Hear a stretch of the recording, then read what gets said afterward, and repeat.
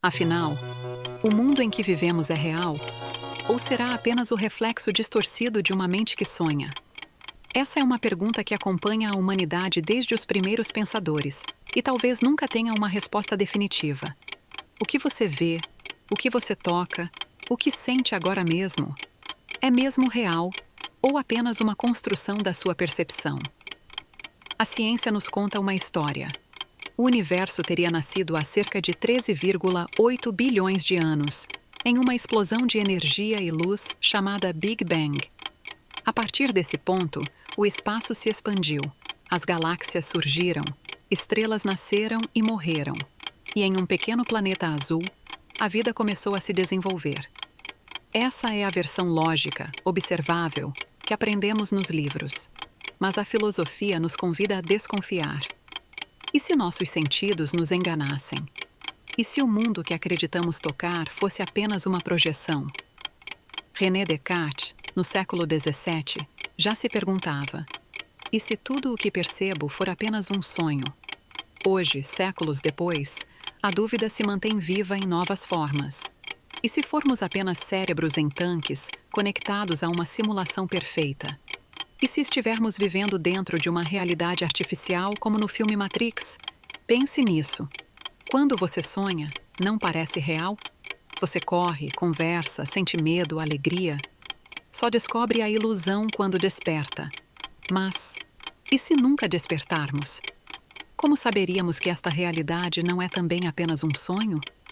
A ciência oferece respostas mais sólidas. Fala sobre o Big Bang, sobre a idade da Terra, sobre a evolução da vida. Ela constrói uma narrativa apoiada em provas. Mas até mesmo a ciência moderna guarda mistérios. Em 2022, físicos laureados com o Prêmio Nobel provaram algo inquietante: o universo não é localmente real. Isso significa que as partículas não possuem propriedades fixas até serem observadas. Em outras palavras, a maçã que você vê vermelha talvez não seja vermelha sem os seus olhos para testemunhá-la. E isso nos conduz a uma nova vertigem. Será que o mundo existe independentemente de nós, ou só ganha forma quando olhamos para ele? A filosofia idealista responde: sem percepção, não há realidade. O budismo antigo sussurra: tudo é ilusão, um véu que cobre a essência do real. A física quântica, por sua vez, nos mostra partículas que se comportam de modo estranho, como se soubessem que estão sendo observadas.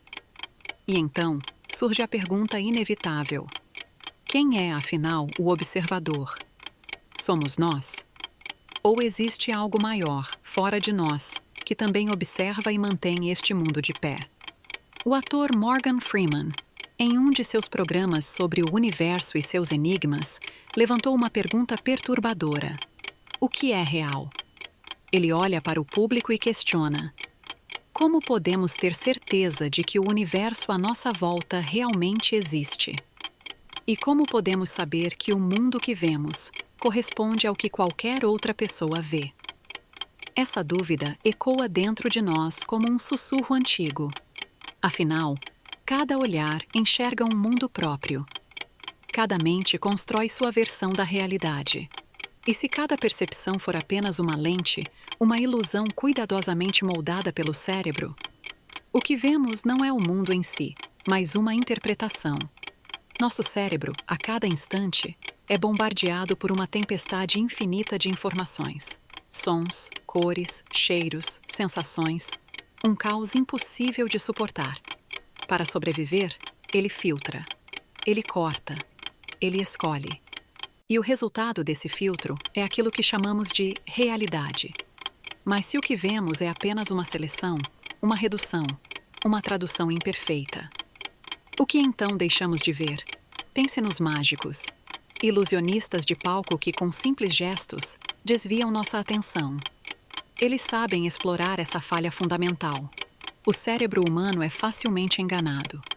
E quando o mágico tira uma carta de trás da orelha ou faz desaparecer um objeto diante dos nossos olhos, o truque revela uma verdade assustadora. Nós não vemos o que está diante de nós. Nós vemos o que nossa mente decide mostrar. O psicólogo Lawrence Rosenblum, estudioso e também praticante de truques de mágica, alerta: enganar-se é natural para nós, mas isso não significa que tudo seja apenas invenção do cérebro. Existe sim um mundo lá fora. O problema é que jamais o vemos por inteiro. Freeman vai além e afirma: nós todos somos partes de uma comunidade feita de mentes. 7 bilhões de seres humanos, cada um com uma mente única, cada um com uma percepção singular. É inevitável que cada um de nós carregue uma versão diferente da realidade. E isso nos leva a reflexões ainda mais perturbadoras. O dinheiro, por exemplo. O que é o dinheiro, se não papel? Papéis coloridos com símbolos, números e rostos, sem valor real, sem utilidade prática, não alimenta, não aquece, não cura. E ainda assim, esses pedaços de papel controlam o destino das nações. Governam guerras, definem quem vive no luxo e quem morre na miséria. O dinheiro só existe porque acreditamos nele, porque decidimos que ele vale. E essa decisão coletiva o transformou na maior ficção da história da humanidade. Diferente de uma maçã, que existe independente de nossas crenças. A maçã alimenta, possui sabor, aroma, peso. Mesmo se ninguém acreditasse no valor dela, ela continuaria sendo maçã. Mas o dinheiro? O dinheiro é apenas uma história em que concordamos acreditar. E as ilusões não param por aí. O otimismo, por exemplo. Pesquisas da neurocientista Tali Sharot mostram que temos a tendência de subestimar os riscos que nos cercam e superestimar as chances de coisas boas acontecerem. É como se estivéssemos programados para acreditar que o amanhã será melhor do que é. Esse viés de otimismo pode ser reconfortante, mas também é uma ilusão. Ele nos protege de um mundo de incertezas, mas também nos cega para os perigos que se aproximam em silêncio. No fim, percebemos algo inquietante. Muito do que chamamos de realidade não passa de construções frágeis, ilusões compartilhadas, convenções que repetimos até acreditar nelas. Mas a pergunta continua ecoando. Se o mundo que enxergamos é feito de ilusões, se o que sentimos pode ser manipulado, se até o valor das coisas que regem nossa vida é apenas invenção, então, o que é de fato real? A neurocientista Tali Sharot realizou um experimento intrigante. Pediu a um voluntário que pensasse na probabilidade de desenvolver câncer de pulmão. Quando a probabilidade real lhe foi revelada, algo surpreendente aconteceu. Os lobos frontais do cérebro reagiram de modo diferente, quase em estado de alerta. O cérebro, diante de uma informação negativa, entra em choque, como se fosse forçado a lidar com uma verdade dura demais. Mas quando a resposta é positiva, algo muda. O cérebro floresce, trabalha melhor, se move com mais leveza. É como se fosse programado para preferir as boas notícias, como se escolhesse se agarrar à esperança, mesmo que a realidade seja outra. Sharot concluiu que nós, humanos, somos criaturas de otimismo. Essa inclinação não é um defeito. Pelo contrário, parece ser uma vantagem biológica. Pessoas otimistas vivem mais, têm melhor saúde e, muitas vezes, enfrentam a vida com mais coragem. O otimismo nos empurra para a frente, mas não deixa de ser uma ilusão. Uma lente cor-de-rosa que o cérebro projeta para suavizar a dureza da existência. E como toda ilusão, o otimismo pode ser perigoso. Imagine alguém que bebe todos os dias e, mesmo assim, acredita que nunca se tornará alcoólatra. A esperança aqui não é virtude, mas fuga. Um mecanismo para negar a realidade. A ilusão protege, mas também pode destruir. Talvez a verdade esteja no equilíbrio. Acreditar no amanhã, mas sem perder a consciência do presente. Enquanto neurocientistas e psicólogos exploram a mente humana e suas ilusões, a física entra em cena com outro tipo de mistério: a mecânica quântica.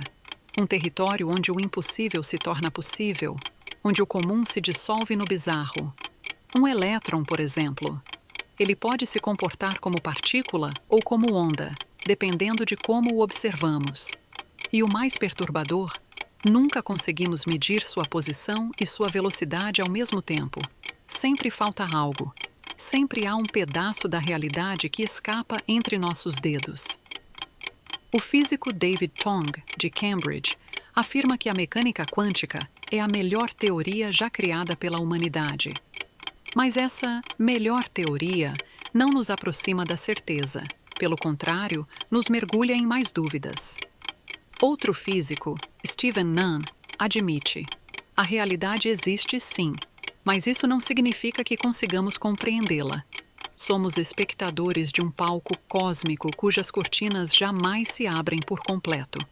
E se houver dimensões além daquelas que conhecemos? Dimensões invisíveis, escondidas nos vãos do espaço-tempo, com forças que não fazemos ideia de como funcionam.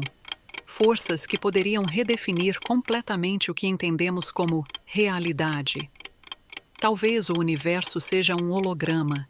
Imagine, o que vivemos em 3 dimensões poderia ser apenas uma projeção. Como sombras em uma parede, somos parte de uma realidade que se desenrola em outro nível, em outro plano. E se tudo o que conhecemos, o espaço, o tempo, as cores, os sons, as formas, não passasse de uma ilusão bidimensional projetada diante de nós, o mundo poderia ser muito mais raso ou muito mais profundo do que ousamos imaginar. No fim, depois de atravessar a biologia, a psicologia e os abismos da física quântica, voltamos ao mesmo ponto de partida: a dúvida. Se o cérebro nos engana com otimismo, se os sentidos nos traem com ilusões, se a física revela que partículas não existem até serem observadas, então me diga, o que é real? Será o universo algo sólido e concreto? Ou apenas um sonho compartilhado por bilhões de mentes?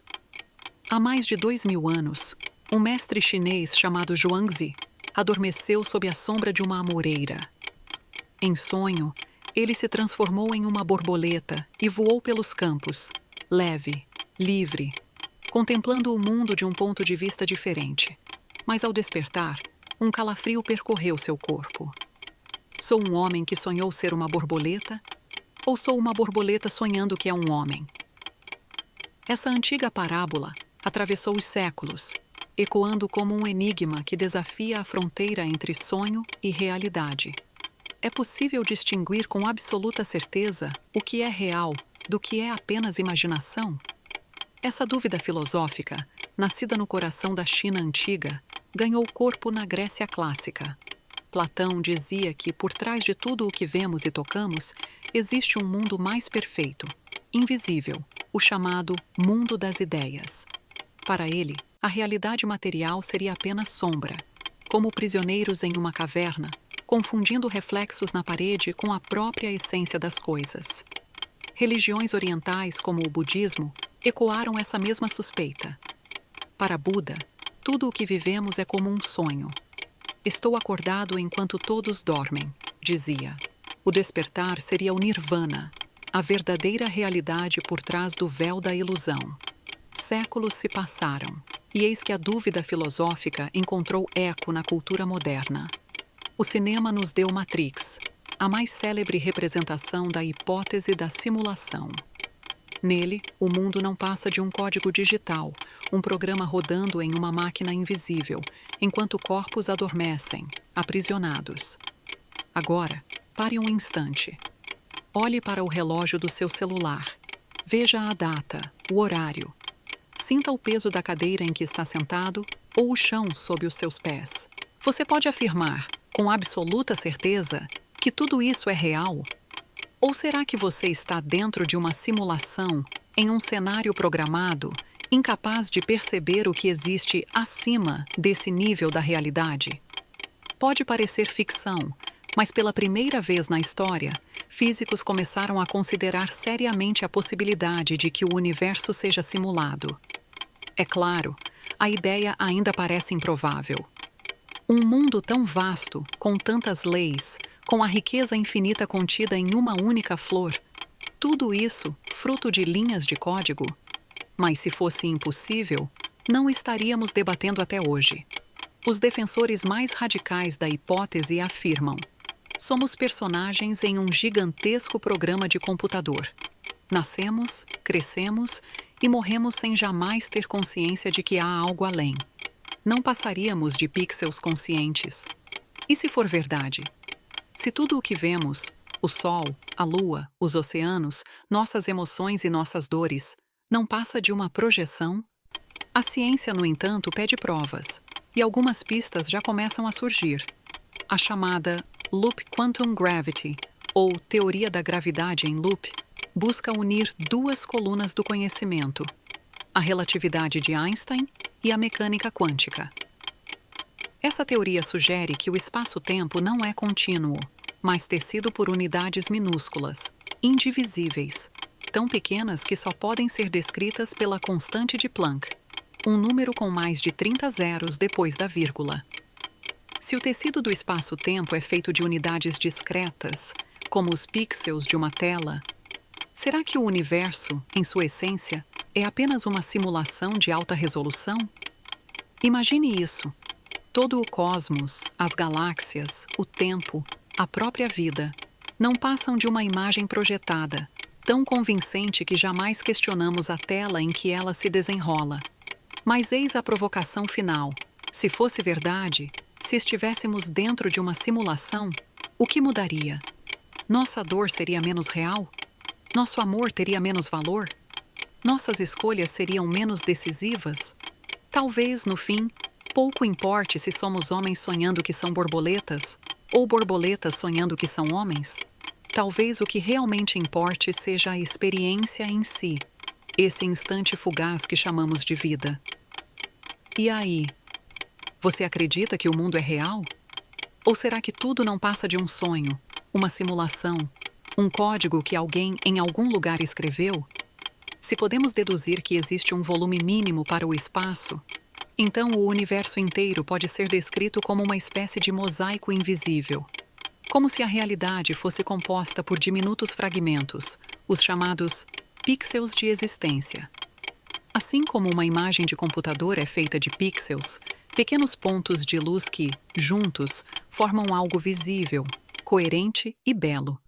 Também o cosmos poderia ser tecido a partir dessas unidades indivisíveis, que a física chama de volumes de Planck. Para termos uma ideia, esse volume é de aproximadamente 4,224 vezes 10, elevado a menos 105 metros cúbicos. Um número impossível de imaginar. Algo tão pequeno que jamais poderia ser visto ou detectado diretamente. E ainda assim, ele existe. Matematicamente, é real. Mas se o espaço pode ser quantizado, será que o tempo também pode? Essa é outra das grandes questões. O tempo para nós parece uma linha infinita, fluindo sem cessar. Mas e se, na verdade, ele for formado por instantes discretos, indivisíveis, como os quadros de um filme? Uma sucessão de momentos tão breves que, unidos, dão a ilusão de continuidade? Se a teoria da gravidade em loop estiver correta, então não apenas o espaço, mas o próprio espaço-tempo é quântico. Isso significa que tanto a extensão das distâncias quanto o fluir do tempo poderiam ser reduzidos a unidades mínimas, indivisíveis. E aqui voltamos à provocação inquietante. Se tudo, absolutamente tudo, é formado por esses blocos fundamentais, como não pensar em uma analogia com uma simulação? Como não imaginar que estamos dentro de um sistema onde a menor escala não passa de códigos e cálculos, como linhas de programação que sustentam nossa existência? Não, ainda não é uma prova. Não é uma resposta definitiva. A hipótese da simulação continua no território das possibilidades, não das certezas. Pesquisadores debatem se vale a pena investir recursos e tempo nessa busca. Alguns acreditam que sim, pois a resposta poderia mudar para sempre o destino da humanidade. Outros argumentam que não, que se trata apenas de especulação sem utilidade prática. Mas, ao mesmo tempo, novas hipóteses surgem a cada dia. Novos modelos tentam explicar a origem do espaço, do tempo, da consciência. E a cada avanço, nos aproximamos, talvez um passo a mais, talvez uma ilusão a mais, de uma verdade que parece escapar sempre no último instante. E assim ficamos diante da questão inevitável. Se o universo é feito de pixels invisíveis, se o tempo é composto de instantes indivisíveis, se cada parte da realidade é um fragmento de algo maior, será que vivemos dentro de uma simulação? Ou será que, ao buscar tanto pela verdade, estamos apenas nos aproximando do mesmo dilema de Zhuangzi, sem nunca ter certeza se somos homens sonhando com borboletas ou borboletas sonhando com homens?